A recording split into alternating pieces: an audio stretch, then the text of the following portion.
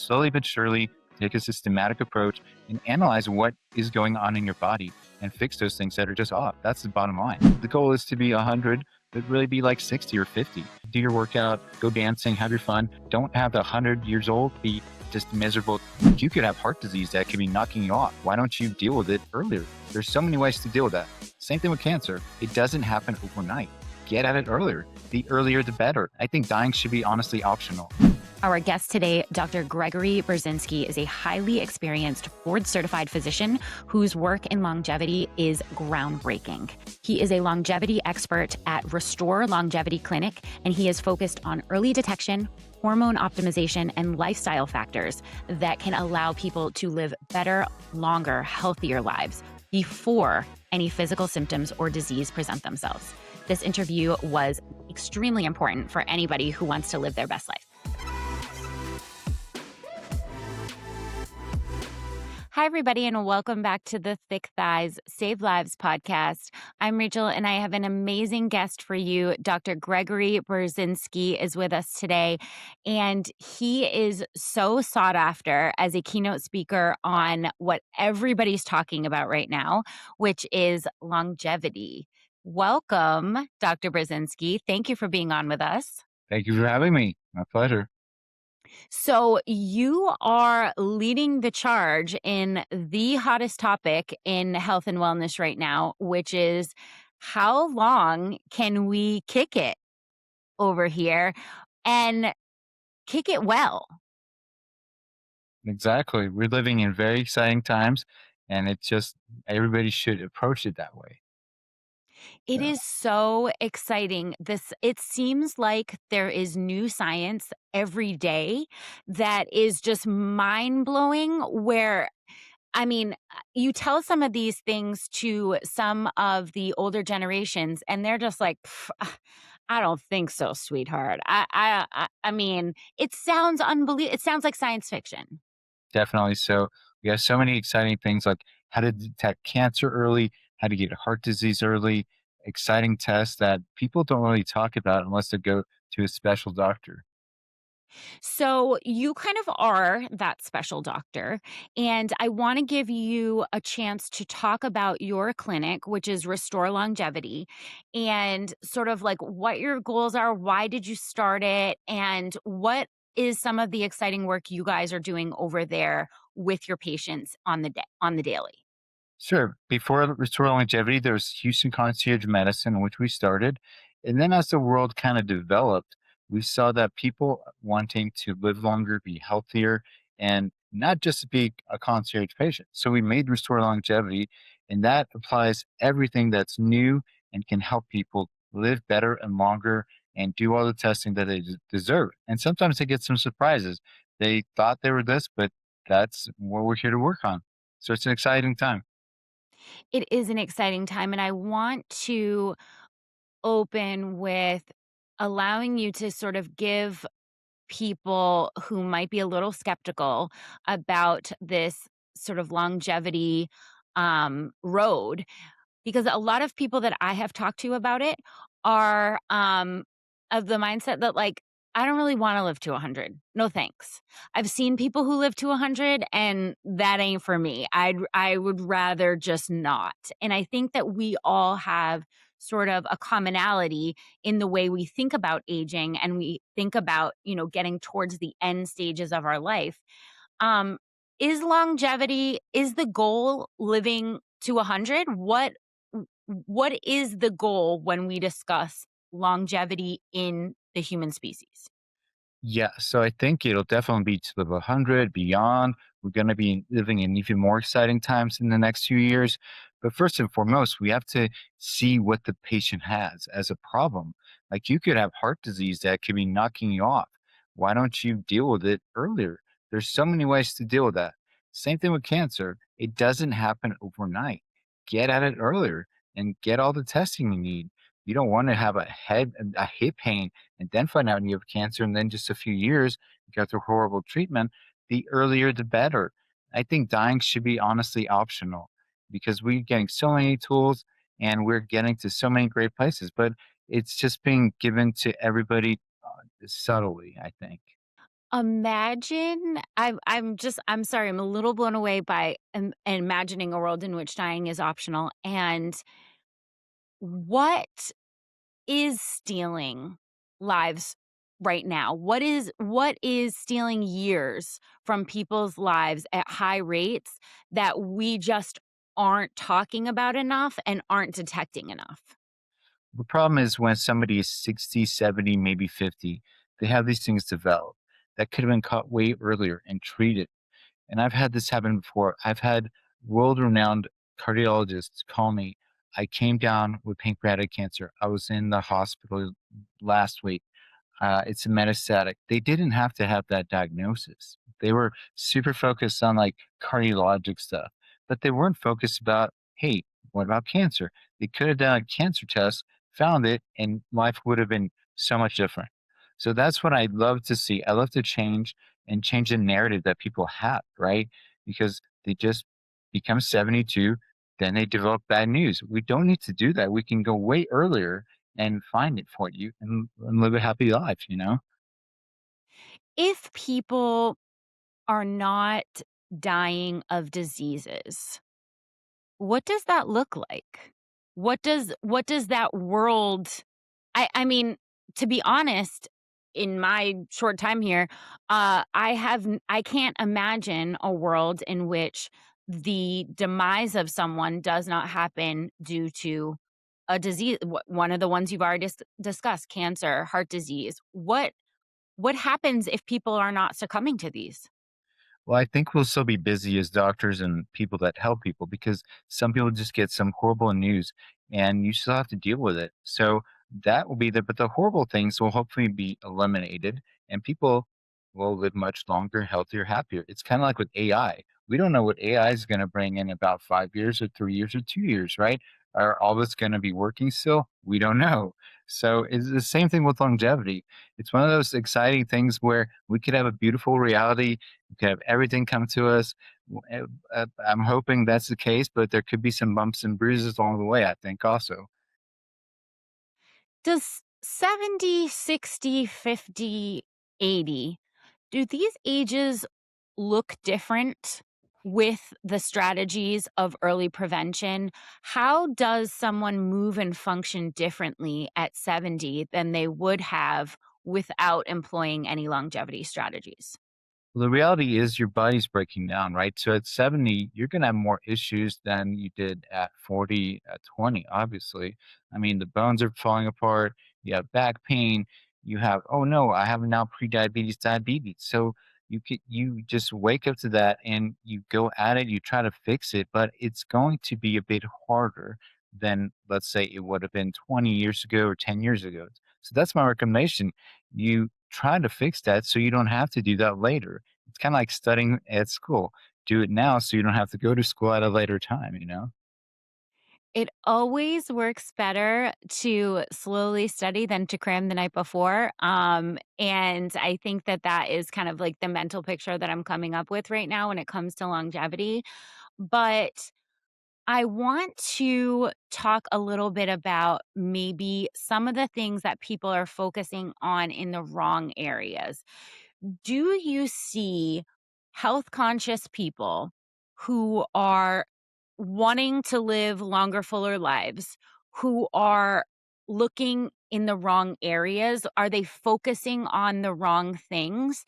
And what is somebody that is doing that? What are they focusing on that you would rather shift their focus to something else?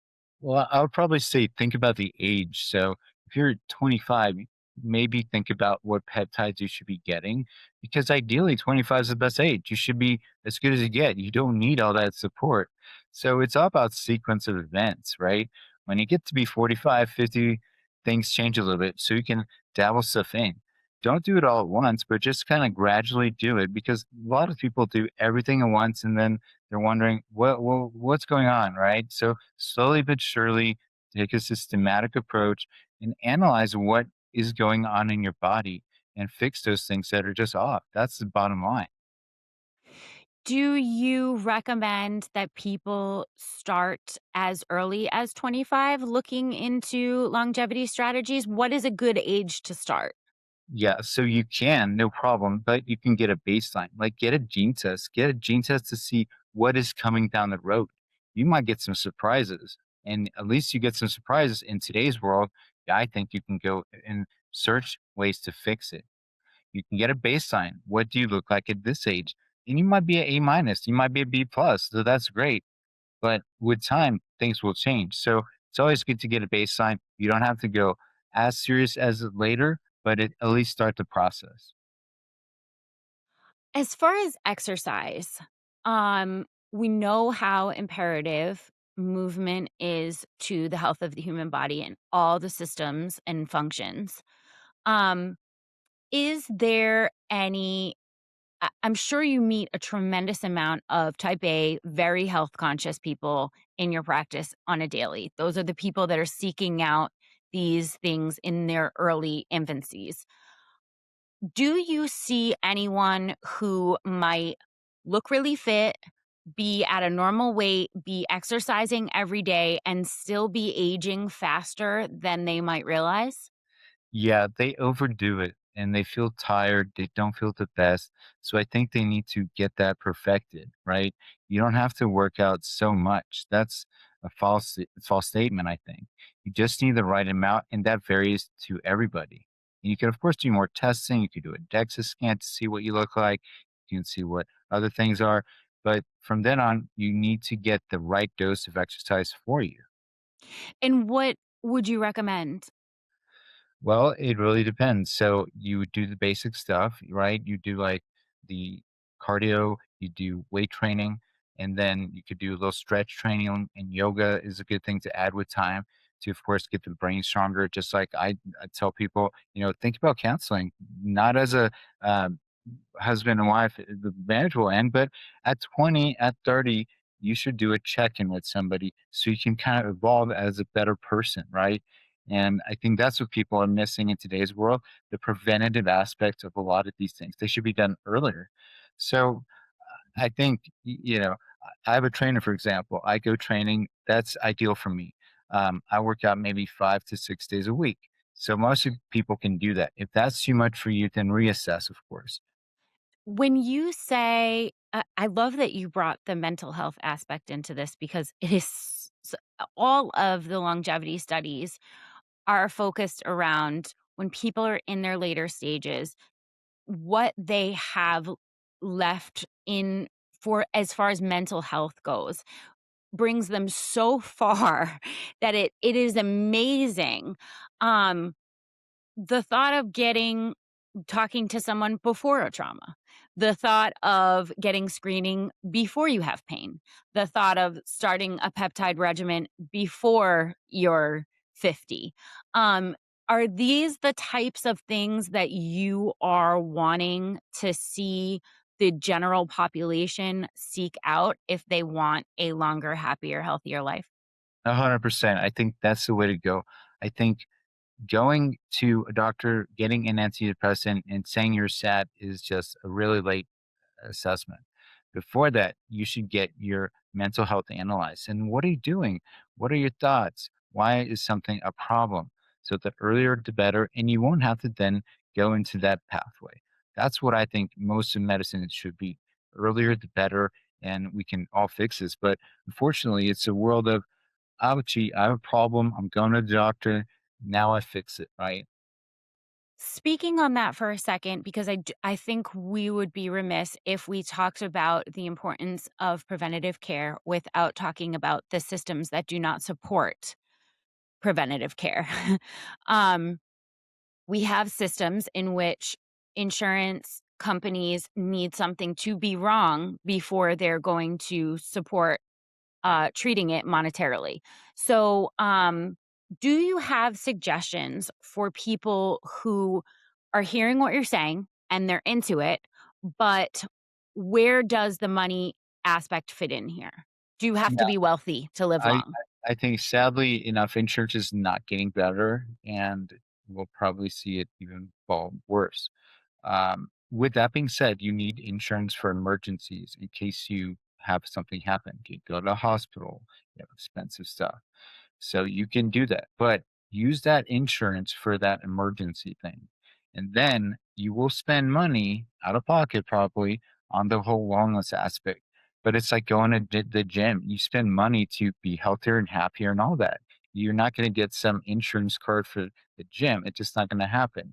And the more money you put in, the less you will have to eventually put in, right? So you invest and you'll be healthy and life will be good. That's the idea that people should take home.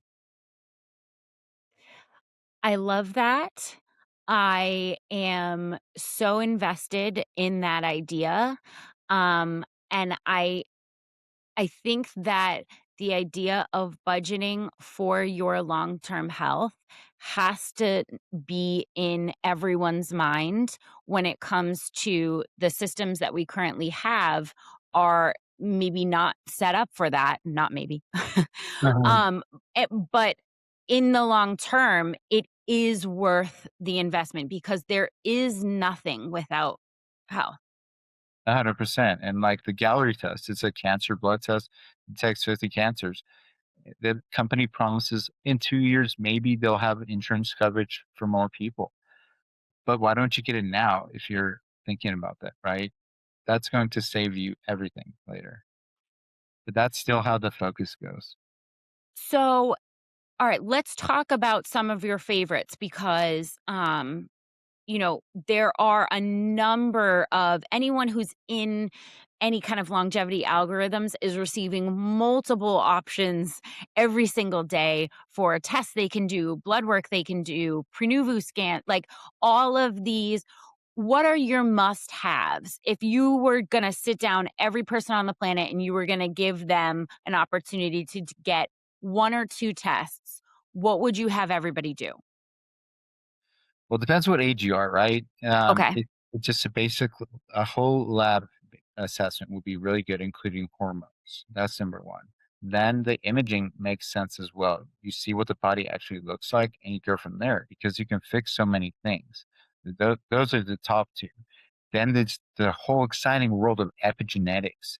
You can see what the gene changes have occurred over the time, and are you in trouble with something like heart disease, for example? You could have a higher genetic score, epigenetic score on a heart disease test, and that means oopsie. And it correlates actually with other things like the scan of the heart, the lipids, and these are things that people kind of should put together and realize, oh, I should really look at this, right? So, are people requesting these type of things now? I know imaging. I have my husband has had a scan, a Prenuva scan that is definitely not covered by insurance. Yes. Um, but are people being able to go to their primary and ask for things like a full blood panel with hormones? Is that something that we can just go to our PCP for? It's a bit of a sad world. What do I mean by that? People go to the doctor. The doctor could be very just forward thinking and everything, but oftentimes they're not. And the patient asks, I would like to do this and this and this. And then there's this conversation. I don't think you need to, blah, blah, blah. It won't get covered. So there's a back and forth. Or I would like to do this scan. Okay, but it's like the lack of excitement is not there. Okay. These people one day will change and it'll be obvious. But unfortunately, this is a world where the patient has to have a doctor that's kind of forward thinking and on their side. Do you As far as someone looking to start their longevity journey, is that the best place to start? Should they be under the direct care of a PCP that they really truly love and trust? Is that like a good step one? It's optional. You can go down that path, of course, but that doctor needs to be basically a doctor. He's a longevity doctor in a practice that uses insurance. So he will Does that avoid exist? theoretically, right? It's a unicorn? Is it a unicorn? Low. That's why you have these other people who say, "No, thank you, insurance. I'll go this way," right? Because that's what it is, and it's a bit sad, right? You go to this doctor clinic and you get an assessment. You see the guy, you see another person, and then they say different things, and it's kind of like they're kind of bummed out. You're also getting bummed out about what's going on with this process, unless you have something really robust and hurting you, there's not going to be a lot of discussion that's, I think, very exciting. We're going to take a quick break to get you a whole bunch of friends. Do you like Friends? We have about 80,000 amazing women friends, more than that, in one space that can't wait to cheer you on in your fitness journey. Whether it's lifting you up, getting you motivated to get to the gym, complimenting your outfit, we have gathered 80,000 of the best women on the planet and put them all in one place for your friendship pleasure. Honestly, I would just like pull out some of the amazing quotes from the group because, like, you would think groups like this, you're like, I don't know. And I'm telling you, once you enter in the door, the virtual door, because you can do this anywhere, that you will find the most supportive community you have ever known. And it's called Stronger Together by CVG. You can find us on a Facebook group. It's a closed group, women only, and you got to get in there. Get in there. It's so inspiring. Join us today. Okay, so we're ideally finding a longevity doctor who is potentially working with insurance. Just kidding, that doesn't exist. But so we're budgeting money to see someone who is specializing in preventative care.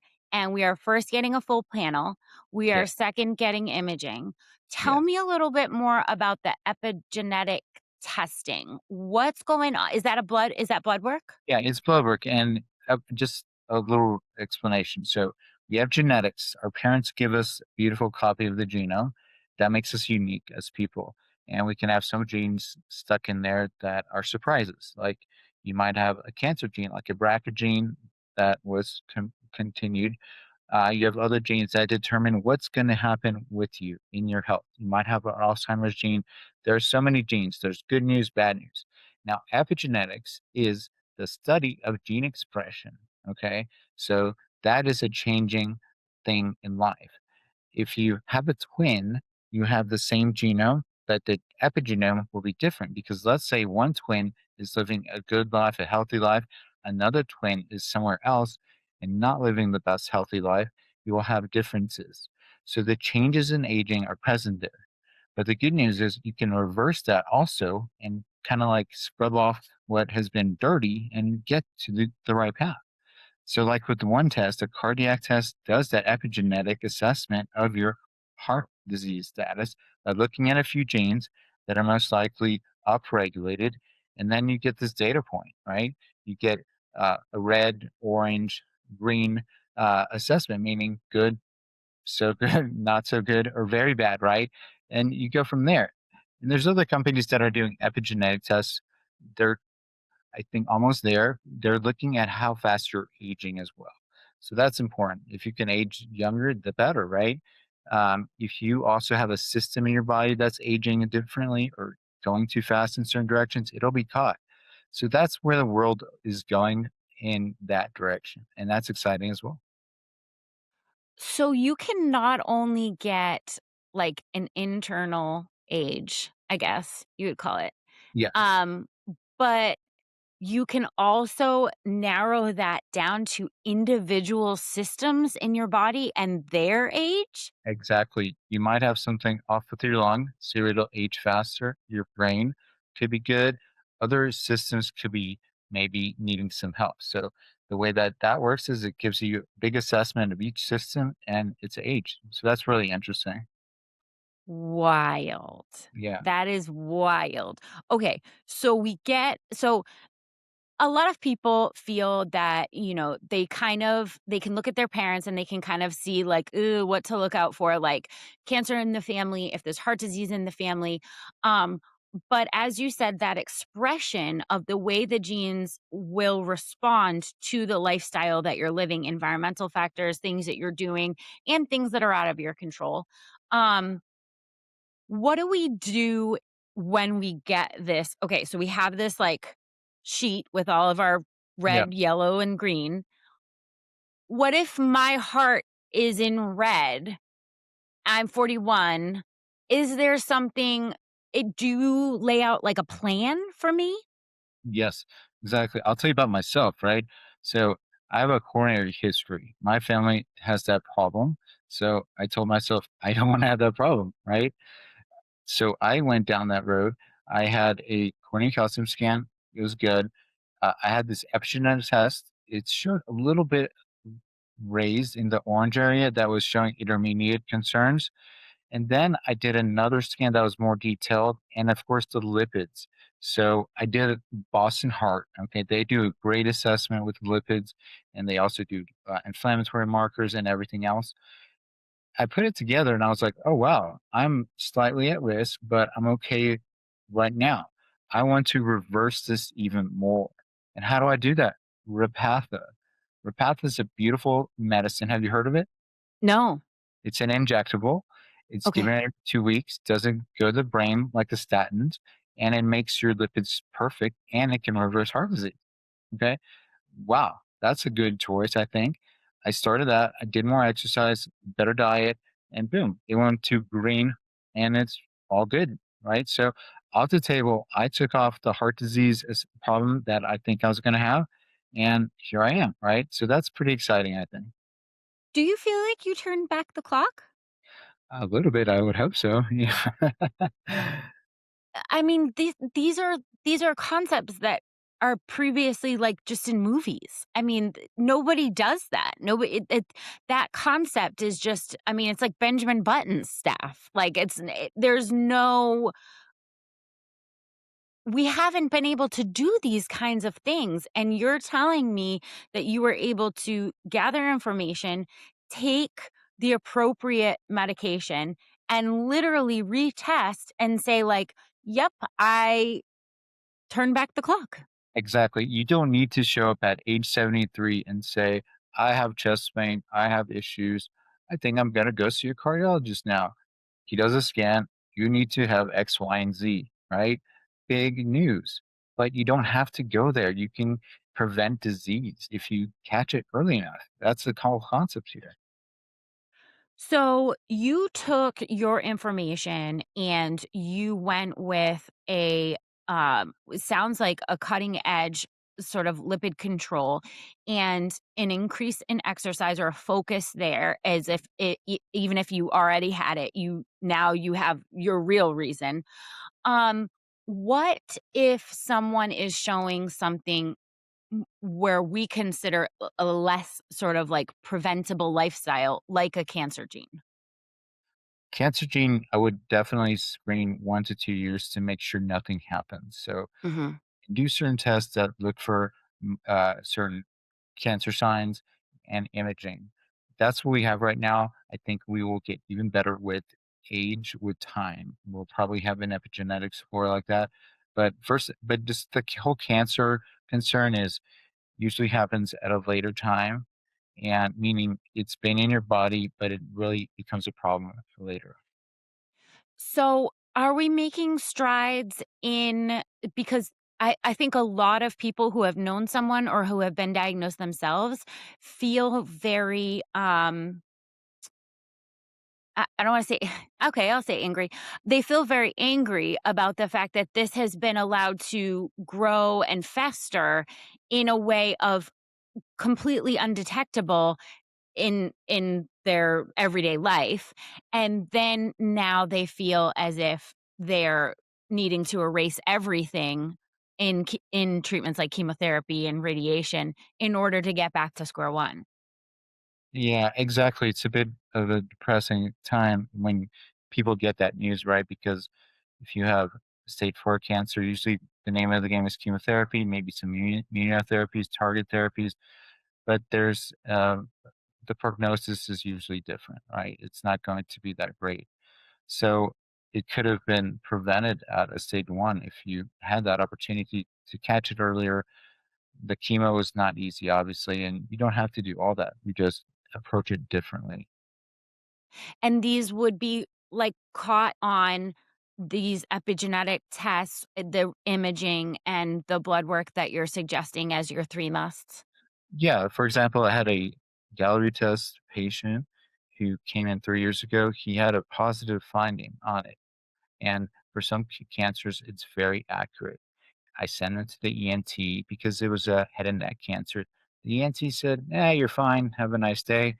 Unfortunately, I said, well, hold on. Let's get another scan. Let's do this and that. And even the owner of the radiology center called the PET scan likely inflammation, not malignancy. I said, okay, just let's repeat the test, still positive. And then he went to another ENT. That ENT did the biopsy, took out his tonsil, and lo and behold, he had squamous cell head and neck cancer, right? And that's a horrible cancer. If you have that cancer, it can really hurt your life. But if you do it early, you can knock it out and continue living, right? So that's, I think, the way the world should approach certain things. Well, I mean, nothing beat like being out there saving lives. I mean, Problem is a lot of people are so used to the hardcore positives, right? They're yeah. like, "Nah, this is nothing," and they incorrectly assume things, right? Because of certain, just ways that people go about finding disease, right? Tell me a little bit more about the inflammation. How are we? Because this is a hot topic in health and wellness right now. People are very invested in the idea of inflammation, what it does to the body long term. But I don't think anyone truly understands how it's tested and how we sort of know. So, can you talk a little bit about inflammation and what you're doing in your practice? Sure. So a lot of inflammation might be related to having a little too much fat on the body, or also known as obesity, right? So that can be cured, then you're going to be not inflamed. So typically that's a situation. But it's also important to look for the CRP, the ESR, other inflammatory markers. That may open up other tests for you because there may be other concerns.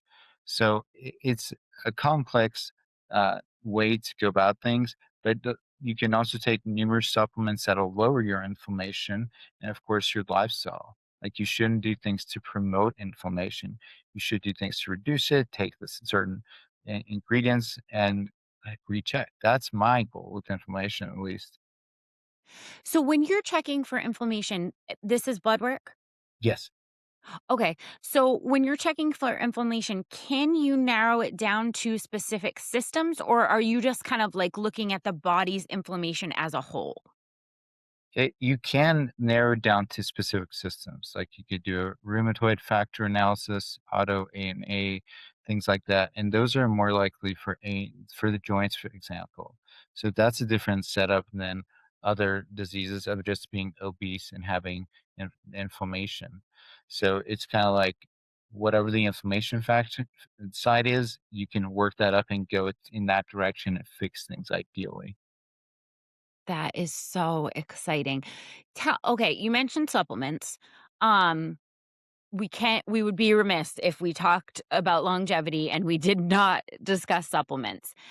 W- If you could sit everybody down and say, "There is only 3 supplements that I would spend your money on. These are the 3 that are gonna be your best bang for your buck." What would you want everybody on? Well, first and foremost, I like to see what people are low on. I do a Mhm. micronutrient analysis. It looks for 52 different things like vitamins, minerals, and other things. So we can then uh, fix what is missing. But if you're not going to do that and you're just like, okay, well, just tell me what I should do, then let's look at that age again, right? Let's say you're 45, 50. Creatine will be very good. More and more data is coming out that creatine is amazing. People feel better when they start taking it. 5 grams, 10 grams daily, easy, right? The next thing, vitamin D. Like, check that level, see where you are. You're probably not optimal. Take some vitamin D. It's going to make everything better. And then, most likely, fish oil probably will help you. Okay. Those are 3 basic ingredients. And you can see that if you do Boston Heart, you'll see what is going on with your fish oil level. You'll see if you have more, your lipids will actually be healthier and better. So, as far as supplementation, kind of like as a blanket, your recommendation is that we are each an individual flower And the things that we are lacking or not lacking are too individual to put these blanket supplements on. But if you had to, creatine over 40, fish oil, and vitamin D, what are you recommending to the people in your practice that are having the full panels? And what are they lacking on the most? Well, for example, you could be lacking some vitamins, right? Like all the B vitamins, C vitamins. You take a superb multivitamin like one, and it'll boost that up, hopefully. Not all vitamins are the same, right? You hopefully are taking a good one. Then for the amino acid journey, you just take an amino acid supplement, a scoop of that, and you will likely fix what's missing. Or you specialize which one you just need. Do you need just need arginine? Do you need something else? You supplement it. And then there's whole things like CoQ10. There's a list of them. And simply, if you're low on that, just supplement it. Most people, as they get older, they might have a need for CoQ10, especially if they're exercising. It's great for the heart. NMN, that's a great supplement, right? You can be more energetic if you have the right amount because you're getting a less of that in your body. So take your NMN, consider even an injection. That could be a good thing, right? And then if you're really an enthusiast, go down the rapamycin journey, right? That's just once a week dosing, take a medicine that can hopefully help you. And you're not going to really feel much different on it, but hopefully it can molecularly help you. Tell me more. So, oh, I love my NMN. I'm out here being a component because I love it, but I don't know about what are you saying? Redomycin? Rapamycin. So it's a Rapamycin. pharmaceutical. It's Okay, actually tell me. for a while, and it originally was discovered uh, in the Easter Islands, and it was discovered by accident. So initially used for organ transplant to suppress the immune system. Now, if you take this medicine daily, it will do that. But if you take it once a week, it will help on certain genetic pathways to slow down aging and reverse aging, right? So it's like one of those things we've been looking for that can help people really live better. Is this an injectable? It's oral. Oral. Yes. And is this FDA approved? Where are people sourcing this? So it's FDA approved for something different. It's for that organ transplant need, right? Mhm.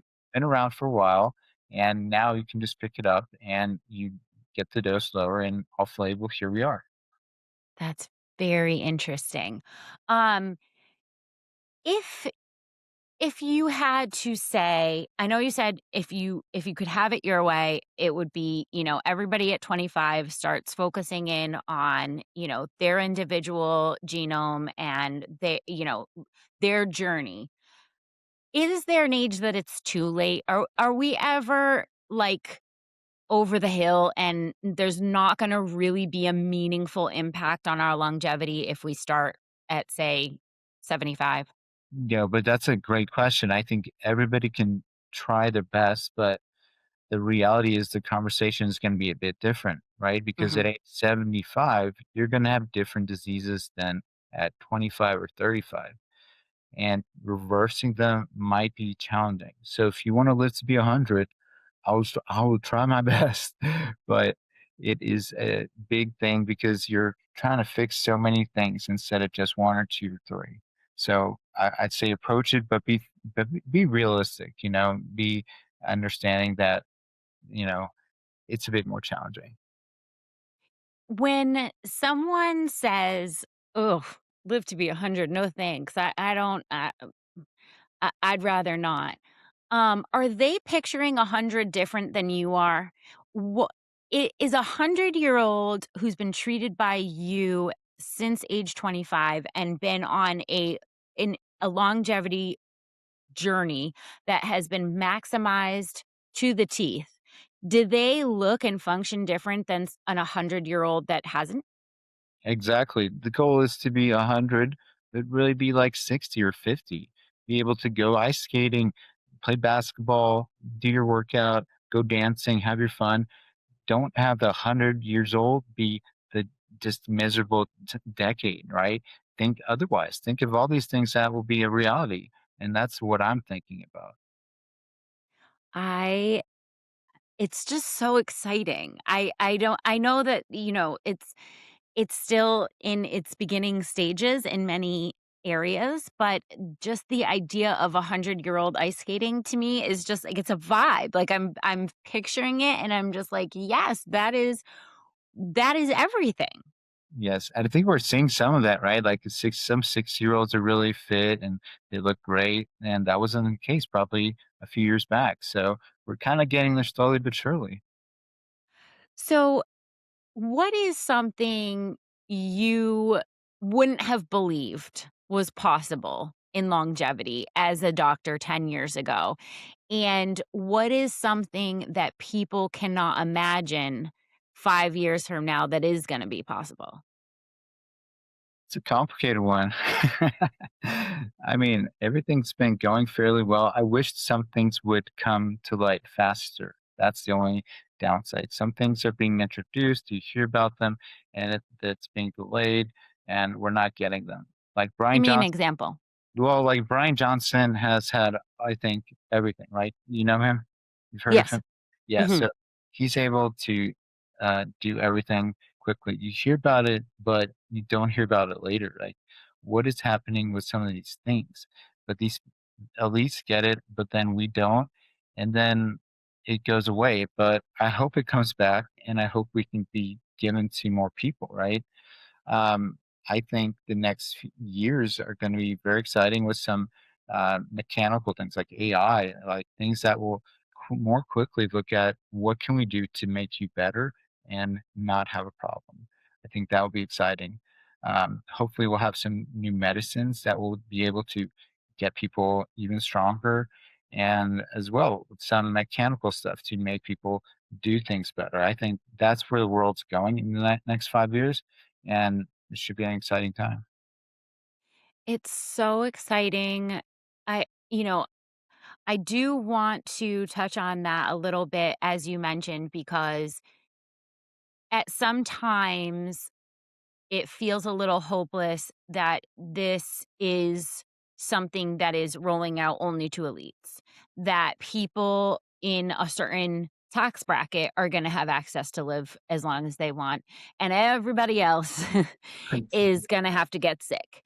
Yeah. And do you see a way out of that path? Do you see that changing in the next 5, 10 years?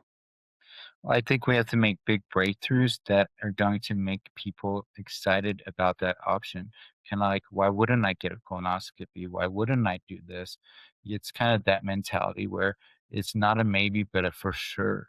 So Right. with that, it usually takes a bit of time to get, that cancer blood test approved by insurance, that scan, right? Things like that, that will definitely make you healthier if you do it.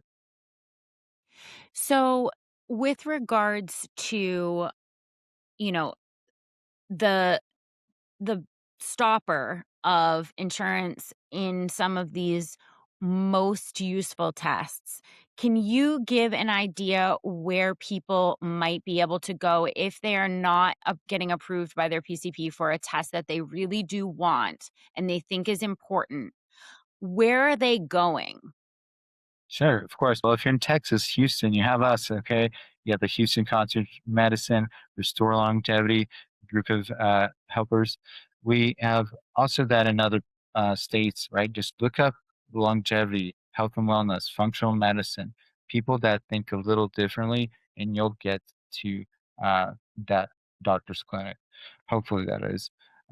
There is more growing now. I think there's a growth of this, and hopefully, it will all be successful, but we're seeing that established, I think, in a lot of interesting places. Do you think concierge medicine is the future? Well, I think it's been the olden times, right? That's how people used to operate. They had a doctor. The doctor was even going to their home and really being friendly with them. Then it kind of, went down this other pathway. So it broke down a bit. And it's just a return to better care for the patient. And that's what it should be known as. Oh, that is just I love that vision. I I and you're so right when you say that this is actually not how we ever did things. Yeah. This mass, it always has been concierge care. This is a small blip in time where we've gone off the rails. Yeah, we didn't have nurse practitioners everywhere being the ones that took care of you, different doctors. We had one guy that was there with you the whole time and was guiding you as you needed. I really think that personal relationship is what, people feel that they are missing in their own healthcare.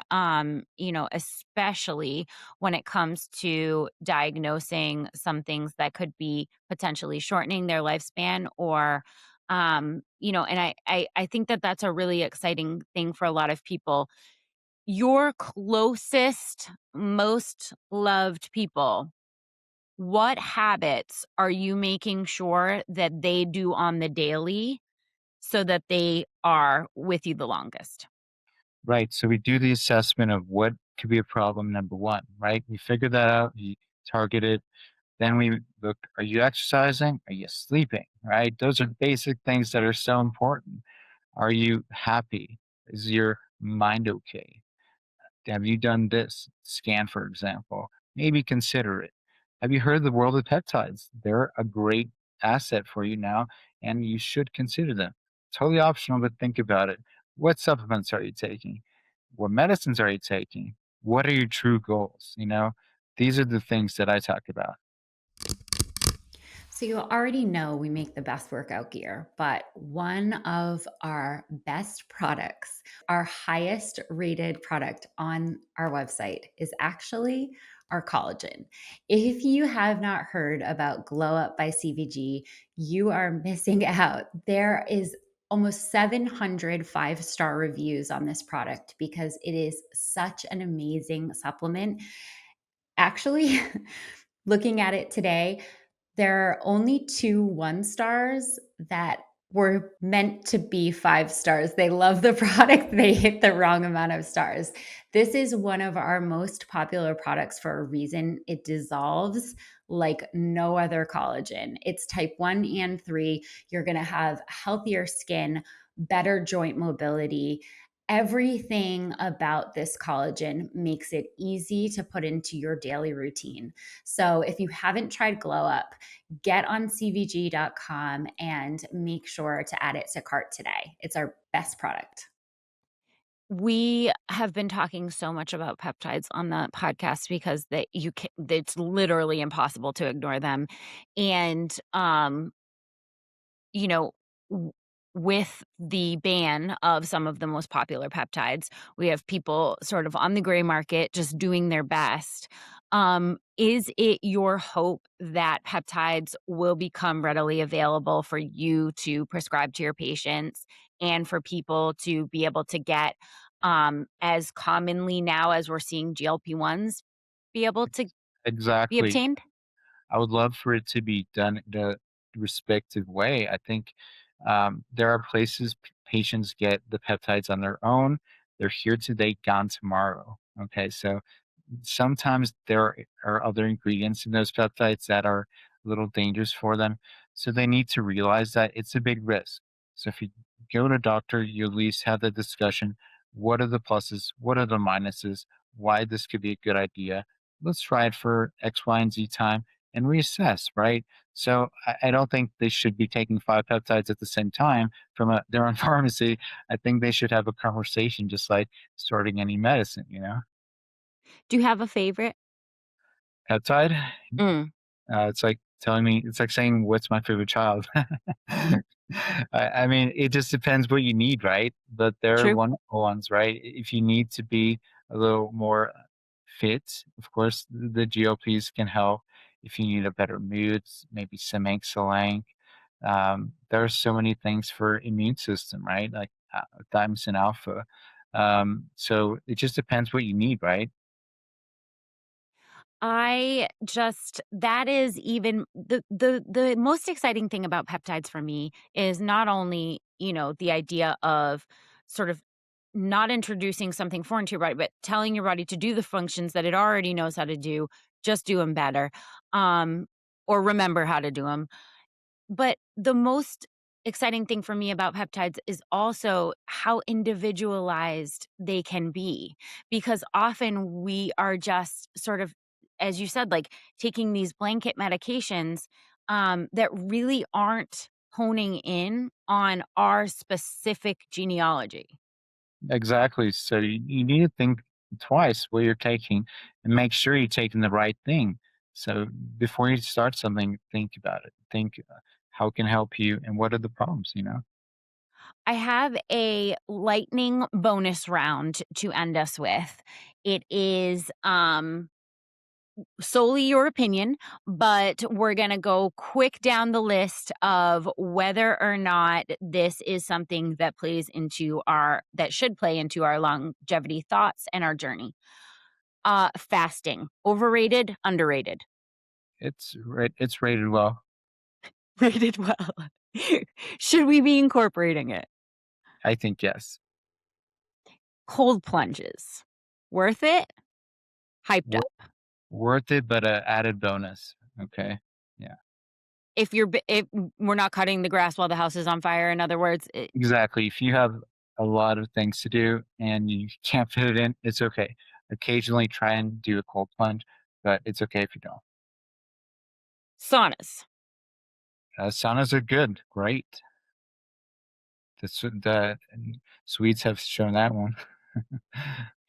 True. Important part, you want everyone to try to be getting some sauna in if they can. Exactly, because we didn't talk about toxins a lot, right? We have some stuff that get in the body, and that's one way we can get them out. If we sweat it out, we get some things going. I think it could be a good thing for people. Yeah. Alcohol. Is there a safe amount? Oh, I wish. I wish. Some people can get away with maybe a little bit, but less is more. I wish there was That's some trial that said it's a good idea, but it's really just one of those things that kind of migrated as a companion. But we should probably limit it, take, one drink a day at most, every now and then. It definitely seems like one of those areas that the more research comes out, the more it shows its immense negatives as Yes. far as overall health. Yes, the only upside is if you have a good social network and you have a great time with family and friends, maybe that can take off its negative effects, but drinking that beer by yourself is not a way to go. Um, walking after meals, A game 100. changer? It's super important. Yes, yes. Protein goals. Everybody is a protein shake, a protein bar, a protein chip. I mean, protein ice cream, we've gone off the rails. Do you think that protein needs this amount of clout? I think it's super important, but how we eat it, that's another thing, right? So I think we need to get that 30 grams times three, 100 grams. As you age, you need more of it. Things like that are given. But do you really need that bar? Mm, Probably better just to do the shake, the in the morning and get that meat in, or the fish. Creatine, we covered. Should everybody be taking it at every point, or is it just kind of an after 40 thing? I mean, I think everybody, it's Yeah. basically one of those things there's no negatives about it. So go and start it. If you're an athlete when you're young, that'll help you too. It's so funny because we just did a podcast on this and we were, like, saying how previously it was just bodybuilders. It was Yes. like bodybuilders were the only ones that got access to creatine, and everybody else was like, "Well, if you take creatine, like, what are you training for a show or something? Like, what's going on?" And, and all the myths surrounding it, but I'm really glad that it's getting finally its due because It it's sounds so important. like every attorney that's my patient that's over 40 is taking it. Tell me about continuous monitors of all kinds, trackers, glucose monitors, heart rate monitors. Do we need these? I think yes, but don't get too concerned if it's selling you something bad. Like I have an Oura ring, I have an iWatch, I have a nice bed I sleep in. Those are things that tell me how I'm doing. The average is important, right? So I would say don't flip out if it's just telling you some bad news because it happens occasionally. But the average is kind of where you need to go for. But you would like to see everybody, again, keeping it within, not giving you anxiety over it, but you would like to see everybody kind of looking at averages over the month from these wearables? I think so. I think it's a good idea to wear, for example, a glucose monitor. I've worn it for about 2 weeks, maybe another week, but that's it. That's all I needed to know. Now, if you have a pre-diabetes diabetes state, you should probably wear one, right? Or if you've never worn one, you can try it. You can see what your day looks like and make some adjustments because that's what you see these results and you can make adjustments and live your life way better. That is everything. Um, Hormone replacement therapy, underused or overhyped in your opinion? I think it's underused, and we're in a world now of people wanting hormones because they've gotten to postmenopausal age, right? So where do they go? Well, they can go to their regular gynecologist. The regular gynecologist might not be very excited to help them because that person isn't having the worst hot flashes ever. That doctor has to probably do 10 surgeries that day. So it's one of those things that gets left behind. And occasionally you might have a provider that's really forward thinking, is going to do what's right, but that's not that many yet. So I think that's where we're going. Hopefully, it's going to get better with time, but you have to get the right people to help you. I think. Absolutely. And I know that this is an area that we really talk a lot about with women, but I don't want to leave them out. Are you seeing a lot of men supplement testosterone as they age, and is that a good thing as well? Yeah, definitely. You want to keep your testosterone at a healthy level. And there's things that are not testosterone that can raise it. Like in clomiphene, it's a great world medicine that'll raise your testosterone. It'll double it. Let's say you're at 300, you'll be at 600, 700. You won't have any side effects. You won't have shrinkage, no problems, right? So you'll be at that level and you continue to be healthy. And then you can, of course, do the injection, you can do the cream, other things like pellets, but there's so many ways to fix this, I think. Okay, so we went through the blood tests that you really would like, everybody to get their full panel. But if there is one blood test that you could zero in on and say, like, you really want to make sure that you ask for this blood test every year when you're going in, is there is it being covered in our typical full panel? Well, like a cancer screen, right? If you're over 50, unfortunately, every year you're going to have a risk of cancer, right? So get that test every 2 years so you can be ahead of the problem, right? I would say spend that money. It's like a flight going to somewhere nice, right? But get it done because you deserve it. And of course, get an imaging scan at the very least at some point, right? You don't have to have just insurance diagnosis to get a portion of the scan. Take the whole body, right? Because you'll learn stuff about you and then you can fix it. Maybe you have some osteopenia, osteoporosis. Why don't you work on that? I am just so glad I got an opportunity to introduce you to our audience and pick your brain a little bit because honestly, this has been so incredibly eye opening and more than anything, just exciting. Sometimes it feels with longevity that we're like fighting against the grain and this has been nothing but hopeful and the findings that you have brought today have just been absolutely incredible. I just want to thank you for your time because it's been amazing. Thank you so much. We have an exciting years ahead of us, I feel, and we have so many tests that we didn't scratch that could help you. So the world is a good place now, I think. So I'm going to link all of the places our listeners can hear from you and get in touch with you. Um, Dr. Gregory is doing some incredible work as a concierge physician. And if you are interested in his services, you definitely need to connect with him because this, I think, is the future of medicine, I hope. And the work that you're doing on keeping people healthier and happier for longer is really changing the world. Well said. Thank you so much. Thank you so much.